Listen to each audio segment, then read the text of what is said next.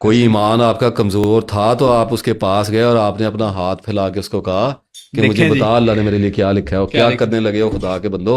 तो आपको कोई ऐसी बात बताएंगे वो आपको आहिस्ता से बता दे कि यार तुम्हें ना सारी जिंदगी लोगों ने छोड़ के चला जाया करना है। अब ये कॉमन सेंस की बात है। एवरीबॉडी थिंक्स कि यार मुझे लोग थोड़ी देर बाद छोड़ जाते हैं, हाँ, मेरे साथ वफादारी नहीं लोग, ये कॉमन चीजें चलती हैं। हर बंदे का यही लेकिन मसला है। चूंकि आप बताइए कैसे बंदे ने जिसके बारे में आपको पता है कि इसको तस्दीक है, इसके पास नॉलेज है, तो वो आपके दिल में गड़ जानी है। फिर उसके हो साथ सकता जिंदा है रहना। आपको कह दे कि यार तेरा सतारा ना नूसत दे विच है, तू सारी जिंदगी बदकिस्मत ही रहना है। लोग गए तुसी तस्बीह, नमाज, रोजा, ज़कात और बंदा आज़ाद, कोई मसला नहीं है, होता रहता है, निकलता रहता है, प्रॉब्लम आती रहती है, जाती रहती है, हसद होता रहता है, नजर लगती रहती है, कोई कुछ पढ़ के भी फूक देता है, कोई बात नहीं, आती रहती है। हमारा कंसर्न नहीं है इन चीज़ों से उलझने का।